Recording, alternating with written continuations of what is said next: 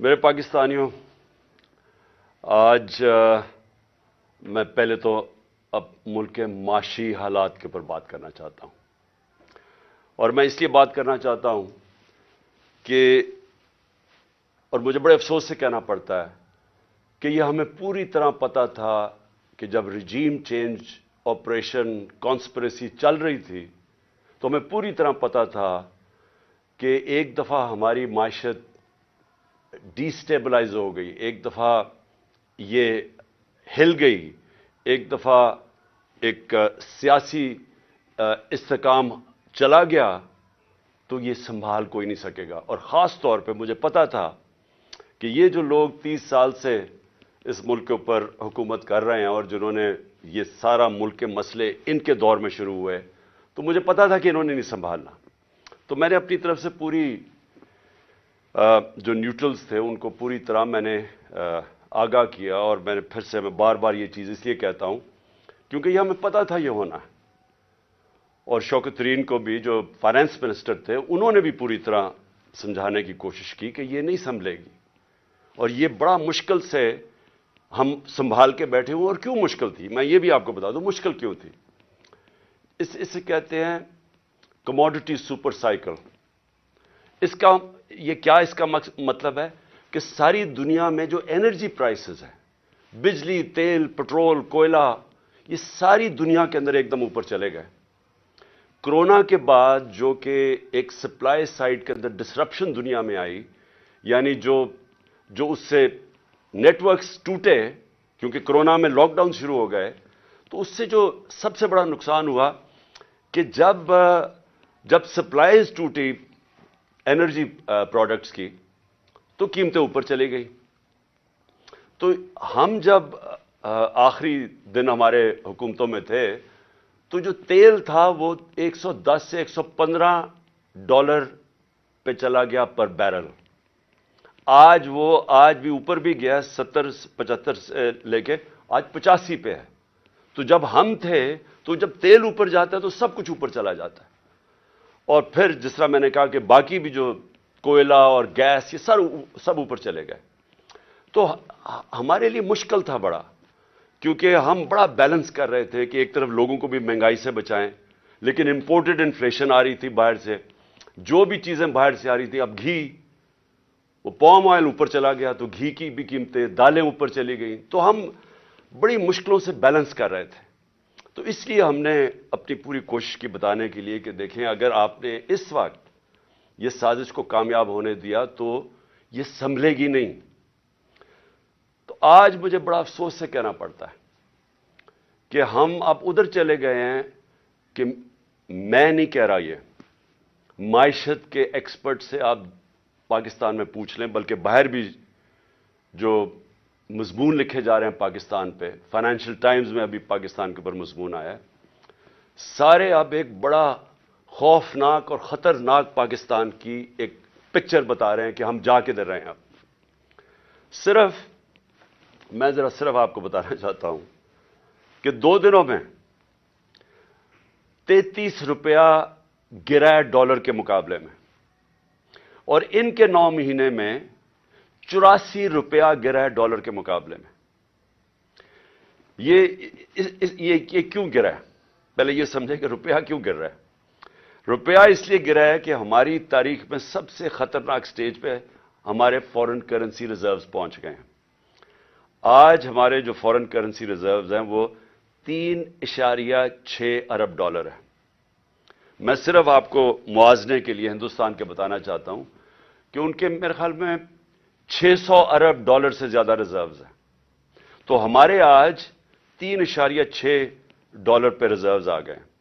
میں صرف آپ کو بتانا چاہوں کہ جب یہ نو کانفیڈنس کا یہ موشن داخل کروائی گئی تھی اسمبلی میں، اس وقت ہمارے ریزروز 16.4 ارب ڈالر تھے۔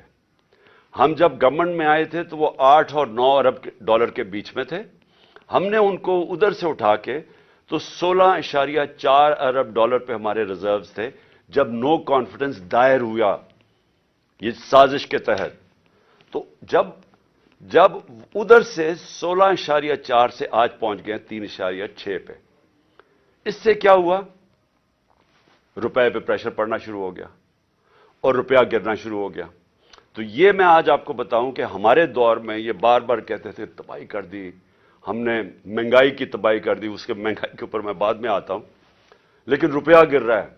اور بڑی وہ اسحاق ڈار وہاں سے سٹیٹمنٹس دیتا تھا لنڈن میں جدھر فرار ہوا تھا کہ میں نے یہ ڈالر کر دی اور میں یہ کر دوں گا، اور آپ کو پتہ ہے آتے ساتھ بھی اس نے پھر بڑھ کے ماری۔ تو وہ جو 84 روپیہ گرا ہے ہمارا ڈالر کے مقابلے میں صرف 9 مہینے میں۔ اب اس کا اثرات کیا ہے؟ سب سے پہلے تو اس کے اثرات یہ ہیں کہ جو پاکستان میں رہنے والے ہیں، جن کا جینا مرنا پاکستان میں، جن کے روپے میں کماتے ہیں، جو تنخواہ دار ہیں اس ملک کے اندر، ان کے اوپر اب کیا اثر ہوا کہ اگر ان کے بینک میں پیسے پڑے ہوئے تھے تو ایک دم ان کے روپے کی قیمت گرنی شروع ہو گئی۔ یعنی جو روپیہ خریدتا تھا اس میں اب وہ کم چیزیں خرید سکے گا۔ لیکن جن کے پیسے باہر لنڈن میں اور آف شور اکاؤنٹس میں ڈالرز میں پڑے ہوئے ہیں، جنہوں نے بڑی محنت سے چوری کر کے پیسہ ملک سے باہر لے کے گئے ہیں، ان کی دولت میں اضافہ ہو رہا ہے۔ پاکستانیوں کی دولت میں کمی ہو رہی ہے، ان کی دولت اوپر جا رہی ہے۔ اور اس لیے میں ایک چیز بار بار کہتا ہوں، اور میں آج آپ سب کو یہ کہنا چاہتا ہوں، میری قوم غور سے میری بات سن لے، کبھی کسی پارٹی کو ووٹ نہ دو جس کی لیڈرشپ کے پیسے ملک سے باہر پڑے۔ کیوں؟ کیونکہ اب ان کو کیا فرق پڑ رہا ہے؟ مجھے بتائیں، جو اس وقت ملک کے اوپر مسلط ہے یہ زرداری اور شریف خاندان، ان کو کیا نقصان ہو رہا ہے؟ ان کے تو پیسے باہر پڑے ہیں، ان کے تو ہر یہاں سے جو پیسہ چوری کرتے تھے ہنڈی والے سے باہر ڈالرز میں، اور جب منگوانا ہو تو پھر کسی پاپڑ والے اور چینی والے کے نام پہ منگوا لیا فیک اکاؤنٹس پہ، اور وہی زرداری نے کیا فیک اکاؤنٹس میں۔ یہ تو پیسہ اپنا باہر بھیج دیتے ہیں، لانچوں میں ان کے ڈالرز باہر جاتے ہیں، جہاز جاتا تھا تو دبئی جاتا تھا یا باہر چلے جاتے تھے پیسے، ان کے تو باہر پیسے پڑے ہیں۔ تو اثر کس کو ہو رہا ہے؟ اثر ہماری طرح کے لوگ جو اپنا سب کچھ بیچ کے، جنہوں نے باہر کمائی کی تھی۔ میں نے جب لنڈن کا اپنا فلیٹ بیچا تھا تو میں جب اپنا روپے میں وہ پاؤنڈز کو روپے میں لے کے آیا تھا تو 90 روپے کا ایک پاؤنڈ تھا، آج 300 روپے کا پاؤنڈ ہے۔ تو ہم جو اس سے کیا ہوتا ہے؟ لوگ کیوں پاکستان میں پیسہ لے کے آئیں؟ لوگ باہر رکھیں، کیوں بیرون ملک پاکستانی اب پاکستان میں پیسہ لے کے آئیں؟ کیوں پاکستان میں سرمایہ کاری کریں جب روپیہ گرتا جا رہا ہے؟ وہ ڈالرز میں رکھیں تو ان کو نفع ہونا شروع ہو جاتا ہے۔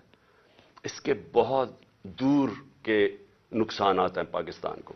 لیکن میں اب ذرا آپ کو، اپنی قوم کو صرف بتانا چاہتا ہوں کہ آپ کے اوپر، اب میں خاص طور پہ پاکستان کے تنخواہ دار طبقے سے بات کر رہا ہوں، جو بھی مزدور ہے، دیہڑی دار ہے، پولیس والے ہیں، فوجی ہیں، بیوروکریٹس ہیں، جو تنخواہ پہ گزارا کرتے ہیں، آج آپ سب غور سے سن لیں کہ یہ رجیم چینج کے بعد آپ کے اوپر اب کیا اثرات اس کے آنے والے ہیں۔ پٹرول جب ہم تھے، میں پھر سے یاد کرا دوں کہ انٹرنیشنل مارکیٹ میں تیل اس وقت $110 کے ارد گرد جا رہا تھا، تھوڑا اوپر تھوڑا نیچے۔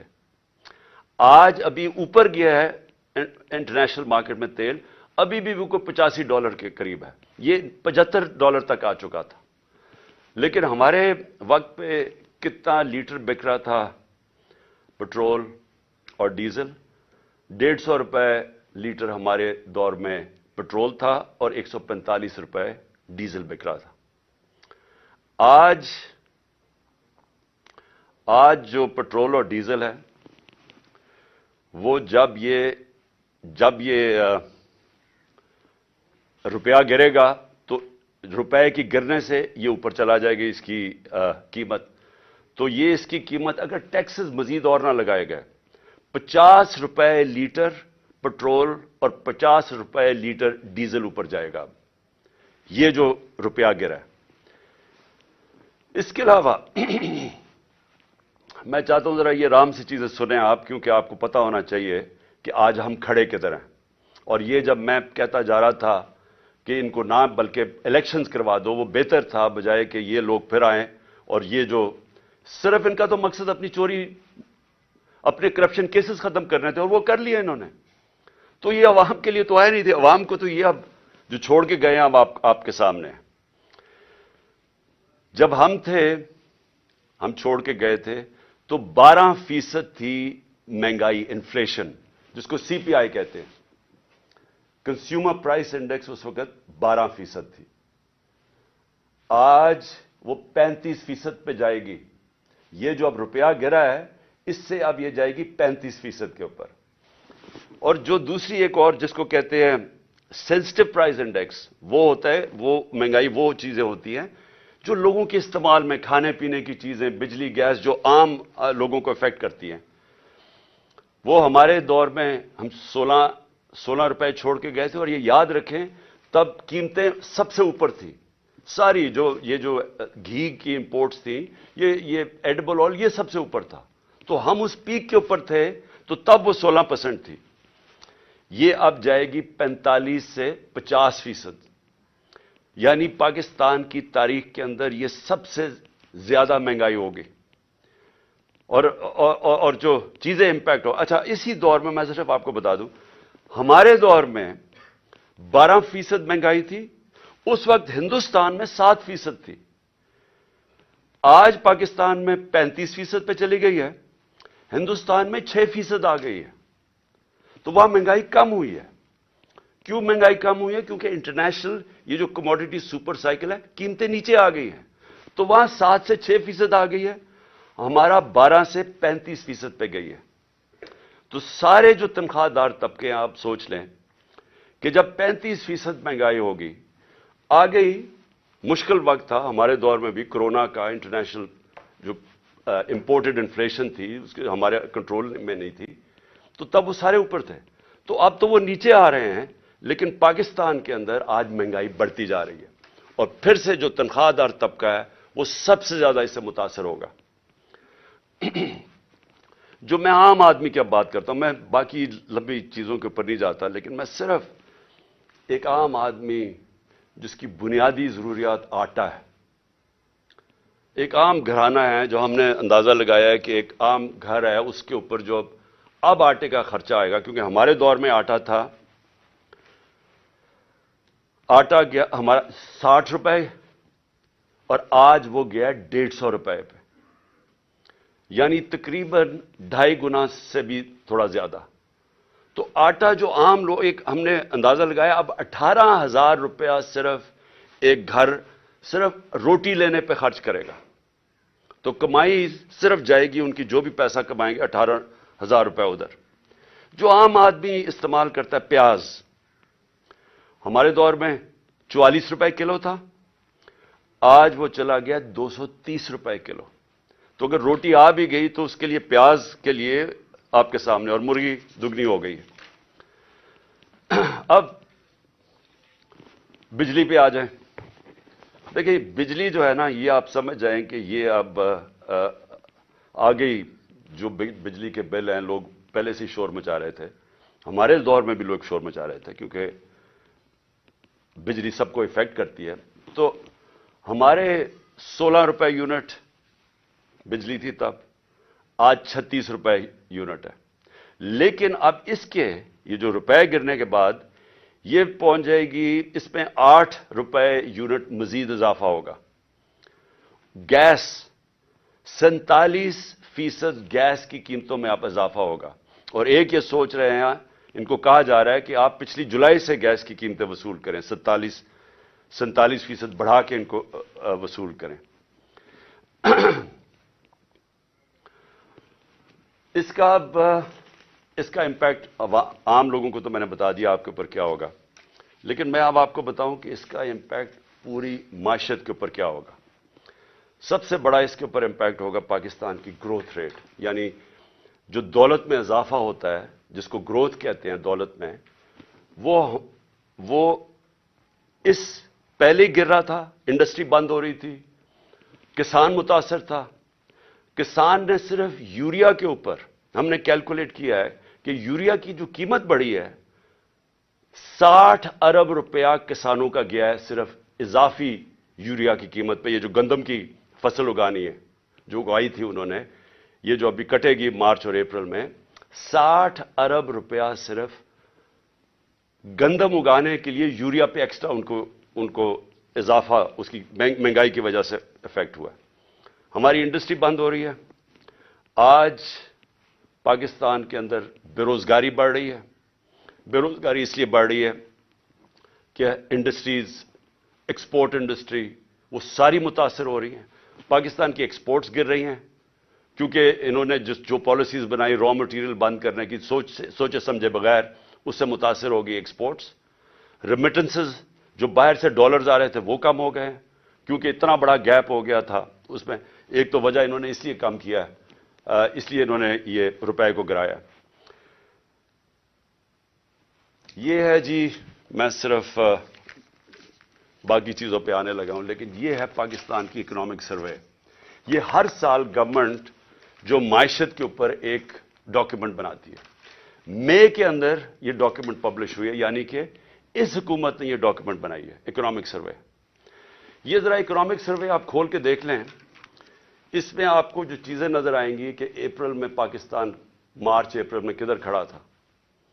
आपको हैरत होगी कि इस सब के कोरोना के बावजूद 2 साल कोरोना, इंटरनेशनल प्राइसेस सबसे ज्यादा ऊपर, जो जिसको मैं बार बार कहता हूं energy prices, commodity super cycle, वो सबसे ज्यादा।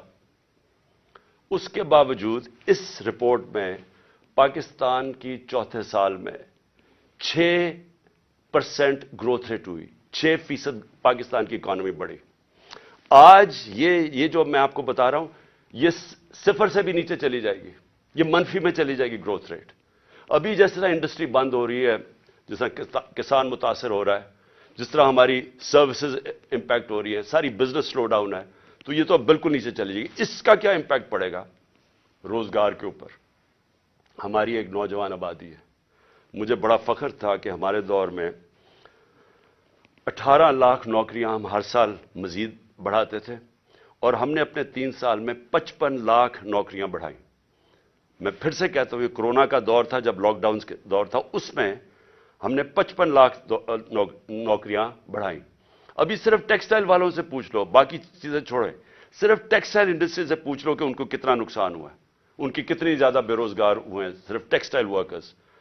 हमारे दौर में टेक्सटाइल इंडस्ट्रीज को वर्कर्स नहीं मिलते थे, मजदूर नहीं मिलते थे। आज ये हालात है, आप फैसलाबाद जाके देख ले तो आपको नजर आ जाएगा कि किस तरह की बेरोजगारी है और मजीद आगे आ रही है। ये जो इसी में सर्वे में हमारी जो लार्ज स्केल मैन्युफैक्चरिंग है तकरीबन 12% थी। ये 17 साल के बाद हमारी इंडस्ट्री भी ऊपर गई, हमारी ज़राअत भी ऊपर गए, हमारी सर्विसेज इंडस्ट्रीज भी ऊपर गई। रिकॉर्ड टैक्स कलेक्शन हुई। हमारे जो जिस रेट पे हमारा टैक्स बढ़ा था, ये भी रिकॉर्ड था पाकिस्तान में, 6000, ये इसमें सब कुछ है, 6000 अरब रुपए से ऊपर हमारा टैक्स कलेक्शन हो गए। तो हर चीज जब ऊपर जा रही थी, जब ये चेंज आया। अब मैं इसकी जरा आपको अगली चीज बताता हूं कि अब हम मुल्क जा किस तरफ रहा है। मैं इसलिए ये कहना चाहता हूं कि मुझे अब सबसे पहले तो खौफ आ रहा है कि जब मैंने पहले बात की थी कि ये जब मायशत नीचे चली जाएगी और इनके होते नीचे जाएगी, क्योंकि इसहाक डार जब 99 में जब छोड़ के गया था मायशत, तो तब भी वो लाइफ सपोर्ट मशीन पे थी, और इसके बाद 2018 में भी वो बुरी तरह छोड़ के गया था, एक्सपोर्ट्स में कोई इजाफा नहीं था। और अब आके उसने वहां ले गया है कि पाकिस्तान की नेशनल सिक्योरिटी को खतरा है। मैं इसलिए ये कह रहा हूं कि जिन लोगों ने अब बेल आउट करना है पाकिस्तान को, इसमें से जो निकालेंगे, जो हम अब उनसे भीख मांगेंगे, क्योंकि हमारी आमदनी की अब तो है ही नहीं, जिधर से हमने डॉलर कमाने थे वो तो नीचे जा रहे हैं, रेमिटेंसेस, और अगर एक्सपोर्ट्स नीचे जा रही है तो हमारे तो डॉलर कम हो रहे हैं अब।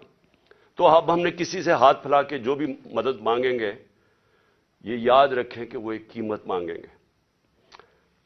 खुदा ना खास्ता वो उस तरफ ना जाएं जो अब श्रीलंका को उन्होंने कहा है कि 50% अपनी फौज कम करो।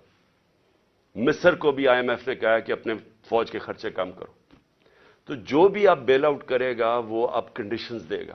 تو پہلی تو کنڈیشنز میں نے آپ کو بتا دی کہ ابھی انہوں نے مزید اور ٹیکسز لگانے ہیں کیونکہ ہماری ٹیکس کلیکشن گر گئی ہے. 400 ارب روپے کے ٹیکسز لگانے ہیں تو وہ بھی مہنگائی پیدا کرے گا. انہوں نے یہ جو پٹرول اور ڈیزل اور بجلی کی قیمتیں بڑھانی ہیں تو وہ اور مہنگائی کرے گا. تو عام آدمی کو سارا کچھ افیکٹ کرے گا. لیکن سب سے زیادہ کہ یہ ملک ایک بڑا خواب پاکستان، اس کی سیکیورٹی کی ہر اس پاکستانی کو فکر ہے جس کا جینا مرنا اس ملک میں. وہ لوگ جن کا سٹیک پاکستان میں نہیں ہے ان کو اس کی فکر نہیں ہے. ان کو تو باہر بیٹھے ہوئے ہیں، جب مشکل آتی ہے باہر چلے جاتے ہیں. مسئلہ یہاں پاکستان کے لوگوں کو ہے اور یہ میرا سب سے پہلے میں آپ کو بتاؤں کہ میرا یہ خطرہ ہے.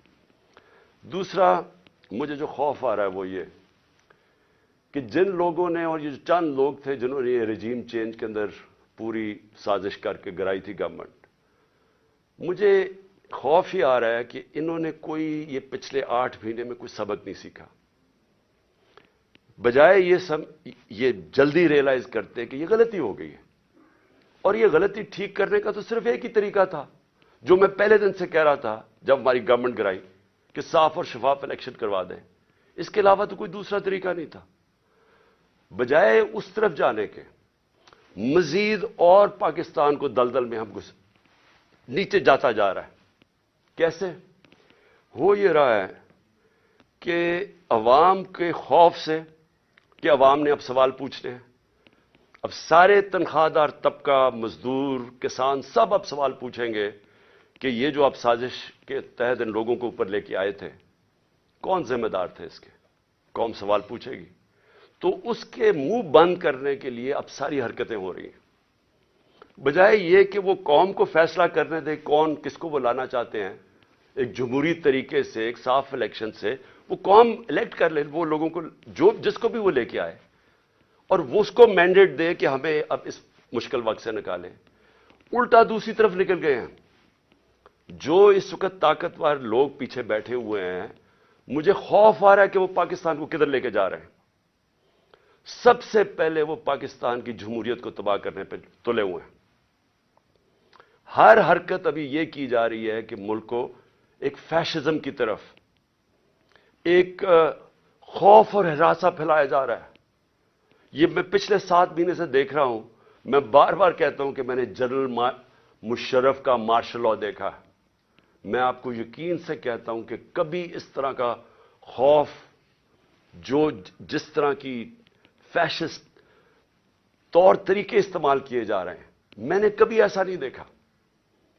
وہ حرکتیں کی جا رہی ہیں ان لوگوں کو، ہم جو اس وقت بیٹھے ہوئے ہیں اپوزیشن میں، کہ ایک ملک کے غداروں سے ایسے کیا جاتا. میں تو یہ سوچتا تھا نا کہ ملک کا کوئی غدار ہو تو اس سے اس طرح کی چیزیں کی جائیں.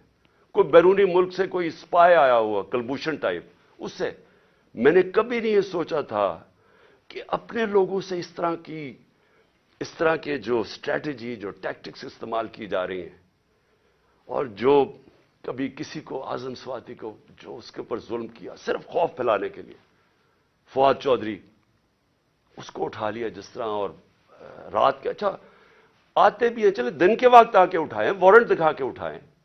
رات کے اندھیرے کے اندر صبح کے 3 بجے اعظم سواتی کو، 6 بجے صبح فواد چودھری کو. یعنی کون، ہم کوئی قوم کے مجرم ہیں؟ اور اس کے علاوہ جو میڈیا سے کیا، جو ارشد شریف سے کیا، میڈیا کے لوگوں کی صرف آواز بند کرانے کے لیے، اس ملک کی جمہوریت ختم کرنے کے لیے، تاکہ لوگوں کو ڈر سے کہیں لوگ ان چوروں کے پیچھے لگ جائیں.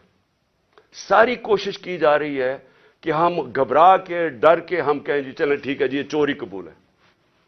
میں آج اپنی قوم کو بھی بتانا چاہتا ہوں اور وہ لوگ جو یہ کر رہے ہیں ان کو بتانا چاہتا ہوں کہ آپ ملک کو ادھر دھکیل رہے ہیں، یہ ساروں کے ہاتھوں سے نکل جانا ہے.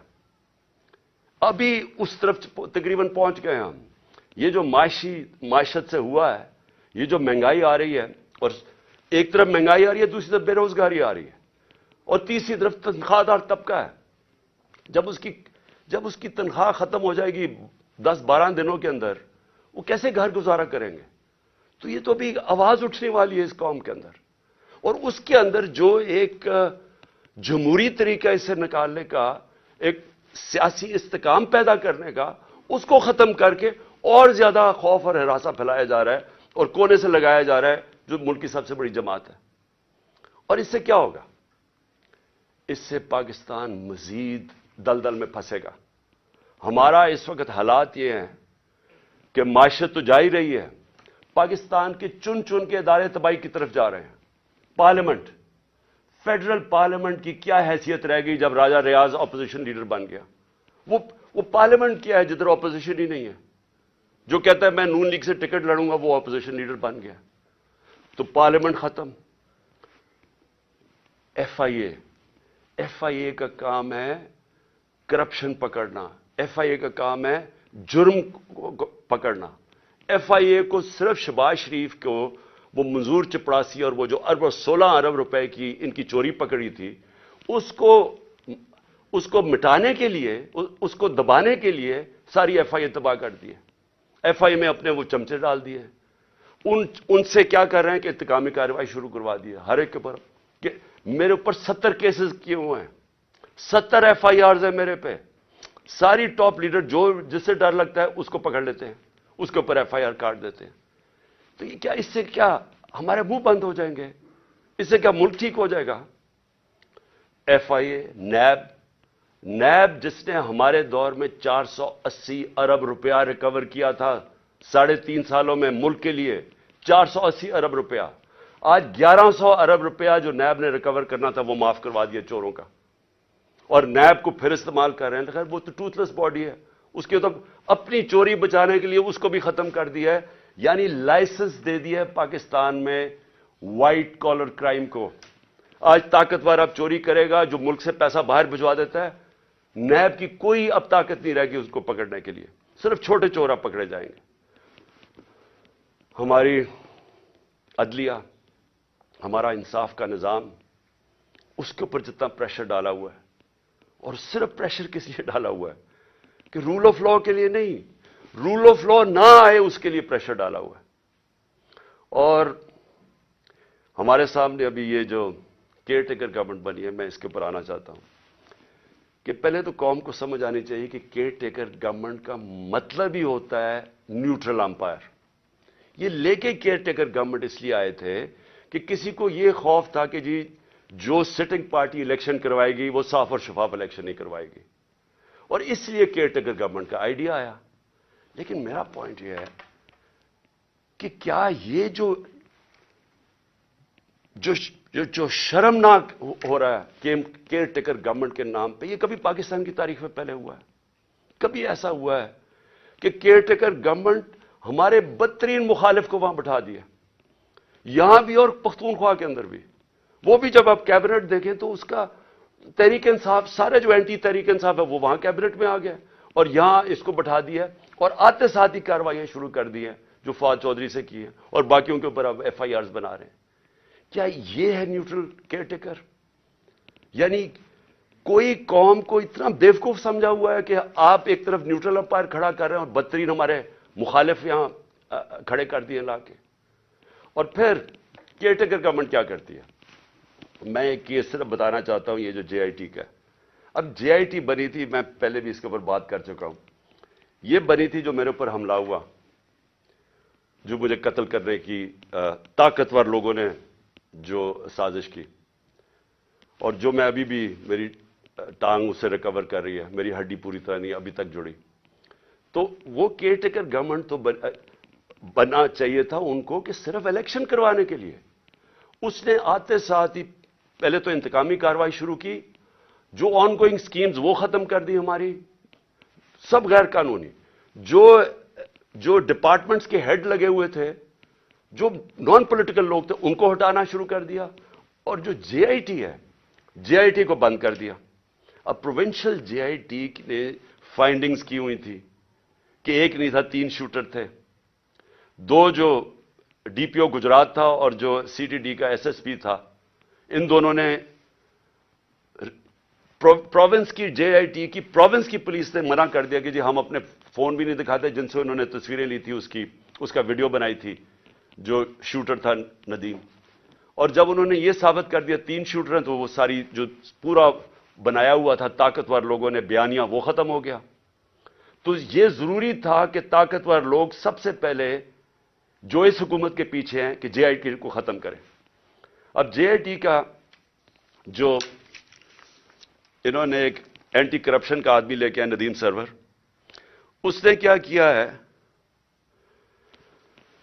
اس نے آتے ساتھ ہی سسپینڈ کر دیا جو انویسٹیگیٹنگ آفیسر تھا, اور سارا جو جے آئی ٹی کا ریکارڈ ہے وہ سیل کر دیا. کس چیز کا ڈر ہے؟ میں یہ سوال پوچھتا ہوں کہ اگر کسی نے کوئی غلط کام نہیں کیا تو ان کو ڈر کس چیز کا ہے؟ آخر ایک سب سے بڑی پارٹی کے ہیڈ ایکس پرائم منسٹر کو قتل کرنے کی کوشش کی گئی ہے. یہ انویسٹیگیشن کیوں بند کی جا رہی ہے؟ آپ چیلنج کر سکتے ہیں بعد میں, جب جے آئی ٹی کا رزلٹ آئے تو عدالت میں پیش ہو رہا ہے, تو اس کے اوپر پوری دوسری طرف کی سائڈ کی آ سکتی ہے. لیکن انویسٹیگیشن کیوں بند کر رہے ہیں؟ کیوں اتنا خوف زدہ ہے؟ اور میں آج اپنی ساری قوم کو یہ بتانا چاہتا ہوں کہ دیکھیں, مجھے جب پہلی دفعہ پتا چلا جب ہماری گورنمنٹ ہٹائی گئی, تو مجھے پتا چلا کہ مجھے قتل کرنے کی سازش ہوئی ہے. میں نے ویڈیو بنا کے باہر بھیج دی. 4 لوگ تھے بند کمروں میں جنہوں نے فیصلہ کیا مجھے قتل کرنے کا, اور میں نے بتا دیا, اور پبلک جلسے میں بتایا کہ یہ میں نے کر دیا, اور اگر مجھے کچھ ہوگا تو یہ ویڈیو ریلیز ہو جائے گی. اس کی وجہ سے وہ پیچھے ہٹ گئے. اگلا انہوں نے پلان بی بنایا, دینی انتہا پسند کے نام پہ مجھے قتل کیا جائے. وہ بھی مجھے پتا چل گیا. میں نے تب جا کے 2 پبلک جلسوں کے اندر بتایا کہ یہ کرنے لگے ہیں. پہلے انہوں نے ویڈیو بنائی, پھر میرے اوپر پوری سازش کی, پوری کیمپین بنائی کہ جی اس نے توہین کر دیا مذہب کی. وہ پوری سازش چلی, اور اس کے بعد میں نے پہلے بتایا, اور پھر انہوں نے تقریباً کامیاب ہو گئے تھے. تو اللہ کا کرم ہے, بچانے والا, زندگی دینے والا. اب یہ تیسرا پلان سی بنا ہے. آصف زرداری اس کے پیچھے ہے. کرپشن کا پیسہ اس کے پاس بے تحاشا ہے. سندھ حکومت سے یہ باقاعدہ, سندھ حکومت سے جو پیسہ لوٹتا ہے وہ یا الیکشن کے اوپر لگا دیتا ہے, یا سینٹ کے الیکشن میں ایم پیز کو خریدنے پہ لگا دیتا ہے. جو بھی الیکشن آزاد کشمیر کا, گلگت بلتستان, بے تحاشا پیسہ پھینکتا ہے, کیونکہ چوری کا پیسہ ہے. یہ پیسہ اس نے لگایا ہے ایک دہشت گرد تنظیم کو, اس نے پیسہ دیا ہے. سہولت کار اس میں طاقتور ایجنسی کے لوگ ہیں جو یہ مل کے 3 طرف یہ فیصلہ ہوا ہے, اور انہوں نے اگلی واردات کرنی ہے. میں آج اپنی قوم کو بتا رہا ہوں, اور میں اس لیے بتا رہا ہوں کہ میں جو نام میں نے دیے ہیں وہی نام وہ بھی آئیں گے, اور آصف زرداری کے علاوہ.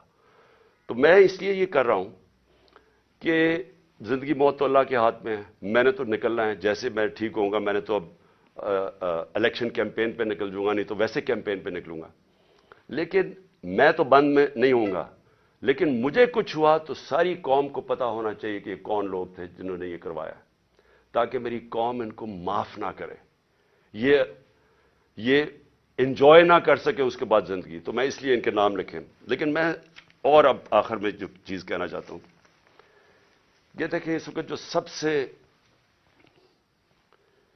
یہ جو فیشزم, جمہوریت کی تباہی, پارلیمنٹ کی تباہی, اداروں کی تباہی, صرف ایک مقصد کے لیے کہ ان کی چوری چھپ جائے, ان چوروں کی, اور کسی طرح عمران خان اور تحریک انصاف کو ہرایا جائے یا عمران خان کو راستے سے ہٹایا جائے. تو یہ سب کچھ اس ملک کو تباہی کی طرف دھکیل رہے ہیں ایک ہی وجہ سے. خوف یہ ہے کہ کہیں پتہ نہ چل جائے کہ جو اصل سازش کی, یہ جن لوگوں نے یہ جو سب کچھ کیا ہے, وہ اس کو بچانے کے لیے اب یہ ساری ایک غلطی کر کے بجائے وہ غلطی ٹھیک کریں, مزید اور غلطیاں ہوتی جا رہی ہیں. میں جو آخر میں اپنی عدلیہ سے اور اپنی عوام سے 2 چیزیں کہنا چاہتا ہوں. اپنی عدلیہ سے, ساری قوم آپ کی طرف دیکھ رہی ہے. یہ پاکستان کے ڈیفائننگ مومنٹس ہیں. یہ وہ ایک قوم کی تاریخ میں فیصلہ کن وقت آ جاتا ہے جب ہر کوئی بے نقاب ہو جاتا ہے. یہ 8-9 مہینے کے اندر بہت لوگ بے نقاب ہوئے ہیں. وہ لوگ جو صحافت میں تھے, جو اداروں میں بیٹھے ہوئے تھے, سیاستدان, سب بے نقاب ہو گئے. سب سے پہلے تو یہ شکر ہے قوم کو پتہ چل گیا کہ اسحاق ڈار اور شہباز شریف, وہ پنجاب سپیڈ اصل میں کیا تھی وہ اشتہاروں میں تھی, اور اسحاق ڈار کتنا بڑا جینیس وہ سب کو پتہ چل گیا. لیکن اس وقت یہ عدلیہ کا بہت بڑا امتحان ہے. ہم سب آپ کی طرف دیکھ رہے ہیں. یہ ٹائم ہے آپ کو اس ملک کی جمہوریت اور ہمارے فنڈامنٹل رائٹس کو بچانا. جس طرح کی کیئر ٹیکر گورنمنٹ بنائی گئی ہے یہ توہین ہے اس قوم کی, یہ ہماری آئین کی توہین ہے. یعنی ایسے لوگوں کو بٹھا دیے لا کے, یہ کیسے نیوٹرل ہو گئے جو آپ کے بدترین دشمنوں کو اوپر لا کے بٹھا دیا, اور پھر الیکشن نہیں ہو رہا ہے. آئین بڑا کلیئر ہے کہ 90 دن میں الیکشن ہونے ہیں, اس میں کوئی گنجائش نہیں, اور جو نہیں کرواتا آرٹیکل 6, یہ سیدھا سیدھا ہے. تو اس سٹیج کے اوپر یہ گورنمنٹ پوری طرح کوشش کر رہی ہے کہ الیکشن نہ ہو. ان کو کوئی فکر نہیں ہے جمہوریت اور آئین کی, ان کو صرف پڑی ہوئی ہے کہ ان کی کسی طرح ڈرے ہوئے ہیں الیکشن سے, عوام سے ڈرے ہوئے ہیں, اور ان سے بچنے کے لیے ان کو کوئی فکر نہیں ہے کہ عوام کی مینڈیٹ کیا ہوتا ہے, ان کو کوئی فکر نہیں ہے کہ آئین کیا ہوتا ہے, رول آف لا کیا ہوتا ہے, ان کو کوئی فکر نہیں ہے. پیسہ بچانا ہے انہوں نے. اور انہوں نے, میں آج آپ کو کہہ رہا ہوں, جیسے ہی مشکل وقت آ گیا باہر بھاگ جائیں گے ملک سے, کیونکہ ان کے سٹیکس پاکستان میں نہیں ہیں. تو جن کے سٹیکس پاکستان میں ہیں, میں اپنی عدلیہ سے کہنا چاہتا ہوں کہ ہم آپ کی طرف دیکھ رہے ہیں. دونوں ملک کے آئین کو بھی پروٹیکٹ کریں, ہمارے فنڈامنٹل رائٹس کو پروٹیکٹ کریں. اگر آپ اس وقت نہیں کریں گے تو یہ ڈسینڈ ہو رہا ہے, تقریباً بنانا ریپبلک کی طرف چلا گیا. جو جس طرح کی 7 مہینے میں نے پاکستان میں حرکتیں دیکھی, بنانا ریپبلک کی طرف تقریباً پہنچ گیا. اور دوسرا, میں اپنی عوام کو کہنا چاہتا ہوں کہ دیکھیں, آپ کے لیے یہ اب ایک فائنل آزادی کی جنگ ہے, حقیقی آزادی کی. اس وقت خوف پھیلایا جا رہا ہے کہ جی فلانے کو پکڑ لیں گے, یہ پکڑ لیں گے, جو بھی کر دیں گے. دیکھیں, یہ جو خوف کی غلامی ہے یہ بدترین غلامی ہے. سارے دنیا کے فرعون جو آئے ہیں وہ خوف کی وجہ سے لوگوں کو غلام بناتے تھے, اور جب بھی خوف کا بت ٹوٹتا تھا لوگ آزاد ہو جاتے تھے. لیکن لوگوں کو جدوجہد کرنی پڑتی ہے, گھر بیٹھے بیٹھے آزادی نہیں ملتی. آپ کو سب کو تیار ہونا پڑے گا جدوجہد کرنے کا. میں آپ کو اپنی طرف سے بتا دوں کہ جب تک میں زندہ ہوں, میں اس سسٹم کا, کرپٹ سسٹم کا, ان چوروں کا, جو بھی مجھے غلام بنانے کی کوشش کرے گا, میں اپنی ملک کی اور اپنی آزادی کے لیے لڑوں گا, آخری سانس اور آخری گیند تک لڑوں گا. لیکن میں اپنی قوم کو آج کہنا چاہتا ہوں کہ دیکھیں, تاریخ کے اندر یہ کبھی کبھی ایسے وقت آتے ہیں کہ آپ اپنے آپ کو آزاد کر لیں. آپ اگر اس کو چپ کر کے بیٹھ گئے, اور جس طرح کا یہ ظلم کا نظام بنتا جا رہا ہے اور مزید ظلم بڑھتے جائیں گے, جس طرح ٹائم گزرے گا انہوں نے اور زیادہ ظلم کے ذریعے آپ کو غلام بنانا ہے. جس طرح آپ اپنی آزادی کے لیے اور اپنے حقوق کے لیے کھڑے ہوتے جائیں گے, اللہ کی مدد آپ کے اوپر آئے گی. جہاد ہے ہی انصاف کے لیے جدوجہد کرنا, اس کو جہاد کہتے ہیں, اور یہ اللہ نے ہمارے پہ سب پہ فرض کیا ہے. تو میں آپ سب کو آج اپیل کر رہا ہوں آپ کے لیے کہ آپ نے آنے والے دنوں میں جس طرح کہ یہ ہمیں کوشش کر رہے ہیں کہ عوام کی آواز بند کرنے کی, ہمیں غلام بنانے کی, آپ نے جدوجہد کے لیے تیار رہنا ہے. میں انشاءاللہ پھر سے آپ کو بتا دوں کہ میں اس کے لیے پوری طرح تیار ہوں. میں آخری دم تک کھڑا ہوں گا, اور آپ نے اس ملک کے مستقبل کو بچانے کے لیے آپ نے کھڑے ہونا ہے. معیشت کا آپ نے دیکھ لیا حالات, آپ نے دیکھ لیے کہ یہ جس طرح کی مہنگائی, 50 سال میں ایسی مہنگائی نہیں آئی جو اب آئی ہے, اور مزید ابھی اور آگے آئے گی. اور یہ صرف یہ سمجھ رہے ہیں کہ اگر آپ کو ڈرا دھمکا دیں گے اور میڈیا کے پیسے دے کے چند لوگوں کو اپنے ساتھ ملا کے, تو اس طرح بھیڑ بکریوں کی طرح آپ کو دبا دیں گے, یہ اس کے پر امید لگا کے بیٹھے ہیں. انسان کے حقوق ہوتے ہیں, جانوروں کے حقوق نہیں ہوتے. انسان اگر اپنے حقوق کے لیے نہیں کھڑا ہوتا تو وہ جنگل کا قانون بن جاتا ہے اور وہ جانوروں کا نظام آ جاتا ہے. تو مجھے امید ہے کہ میں آپ تیار رہیں. آنے والے دنوں میں اگر انہوں نے ہمارے پہ ظلم کیا, ہم سب کھڑے ہوں گے. میں آپ کے ساتھ کھڑا ہوں گا. چند ہفتے, زیادہ سے زیادہ 2 ہفتے انشاءاللہ میں کھڑا ہو جاؤں گا, اور میں انشاءاللہ پھر نکلوں گا. پاکستان زندہ باد.